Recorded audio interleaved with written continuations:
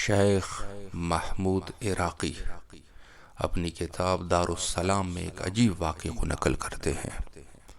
فرماتے ہیں کہ بصرہ کا ایک رہائشی جو نہایت ہی عابد زاہد اور حضرت امام زمانہ علیہ السلام کے ساتھ زیادہ توسل کیا کرتے تھے، اور اس کی دلی خواہش تھی کہ کسی نہ کسی طریقے سے وقت کے امام کے ساتھ ان کی ملاقات ہو جائے۔ یہ پیشے سے عطاری تھا، یعنی یہ کافی ساری چیزیں اپنی دکان میں رکھا کرتا تھا اور پورا دن یہ خرید اور فروخت میں مشغول رہتے تھے۔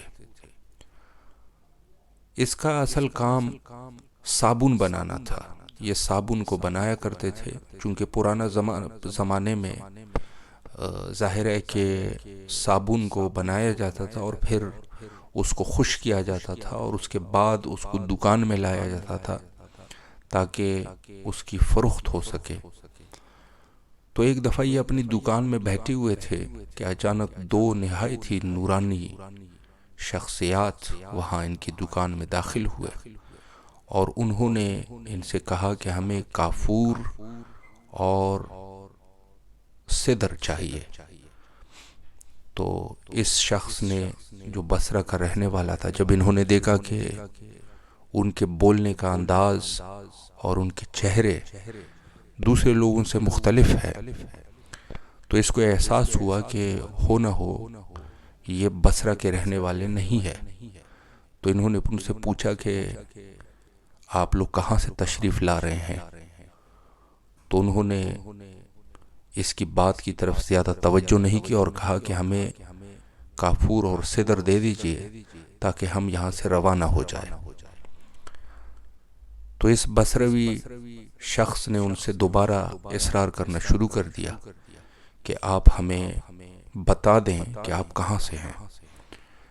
انہوں نے پھر توجہ نہیں دی اور ان سے مطالبہ کیا کہ جتنا جلدی ہو سکے یہ سدر اور کافور ان کے حوالے کر دیے جائے اور پیسے لے کے ان کو رخصت کر لے۔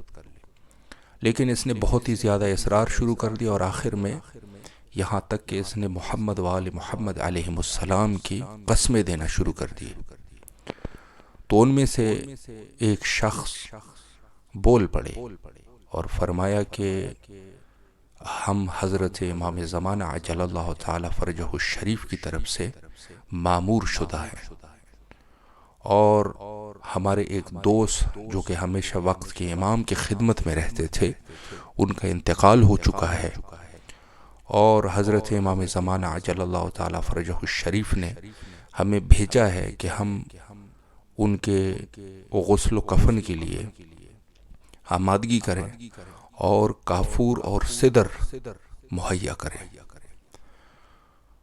تو اس بصروی شخص نے ان سے کہا کہ آپ ایک مہربانی فرمائیں، مجھے بھی اپنے ساتھ لے جائیں تاکہ میں بھی امام زمانہ عجل اللہ تعالی فرجہ الشریف کی زیارت کر سکوں۔ تو انہوں نے کہا کہ یہ کام ناممکن ہے، چونکہ یہ وقت کے امام تعین کر سکتے ہیں کہ کن لوگوں کو ان سے ملاقات کرنی ہے اور کون ان سے ملاقات نہیں کر سکتا، تو لہٰذا ہم یہ جسارت نہیں کر سکیں گے۔ تو اس بصروی شخص نے کہا کہ مسئلہ نہیں، آپ ہمیں ساتھ لے جائیں اور وہیں پر ہی وقت کے امام سے اجازت طلبی کریں۔ اگر انہوں نے اجازت دے دی تو میں ملاقات کر لوں گا، اگر انہوں نے اجازت نہیں دی تو میں واپس آ جاؤں گا۔ بہرحال وہ راضی ہوئے اور اس کو ساتھ لے کے گئے۔ تو رستے میں دریا آیا تو دیکھا کہ وہ دو اشخاص دریا پر ایسے چل رہے ہیں جیسے انسان رستے پر جاتا ہے۔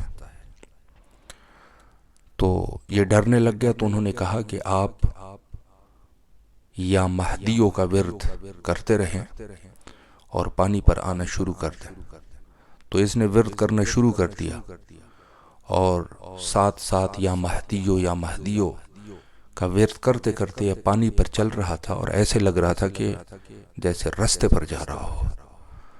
اچانک دیکھا کہ بادل گرج اٹھے اور بارش ہونے لگی.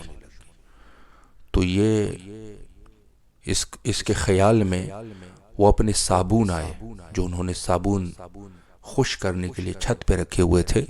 اچانک اس کے ذہن میں آیا کہ یہ بارش اگر وہاں ہوئی تو یہ تو صابون جو انہوں نے رکھے ہیں وہ تو خراب ہو جائیں گے.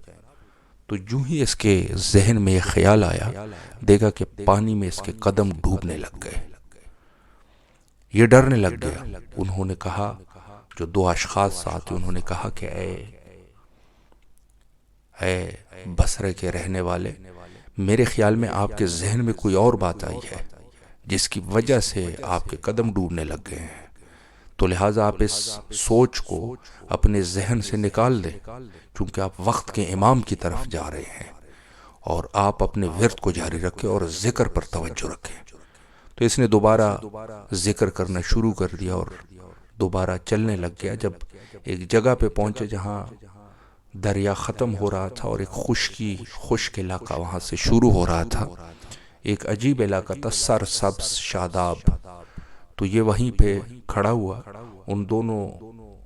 وہ دو لوگ جو ان کے ساتھ تھے انہوں نے کہا کہ آپ یہیں پر انتظار کریں، ہم جا کے وقت کے امام سے سوال کرتے ہیں، اگر انہوں نے اجازت دے دی تو آپ آ جائیں، وگرنہ یہیں سے آپ واپس چلے جائیں. تو یہ شخص کہتا ہے کہ میں سن رہا تھا کہ خیمہ تھا اور خیمے کے اندر یہ دو لوگ داخل ہوئے. انہوں نے امام سے کہا کہ اے وقت کے امام، یہ شخص آپ سے ملنے کے لیے آیا ہے، کیا کریں، اس کے لیے کیا حکم ہے؟ تو امام نے فرمایا ردوہ فإنہ رجل صابونی. امام نے فرمایا اس شخص کو یہاں سے واپس پلٹا دو، کیونکہ یہ صابونی ہے، کیونکہ یہ صابن سے محبت رکھنے والا شخص ہے، یہ مجھ سے محبت رکھنے والا شخص نہیں ہے، کیونکہ اس کے ذہن میں جو ہے صابن کے خیالات آ رہے ہیں.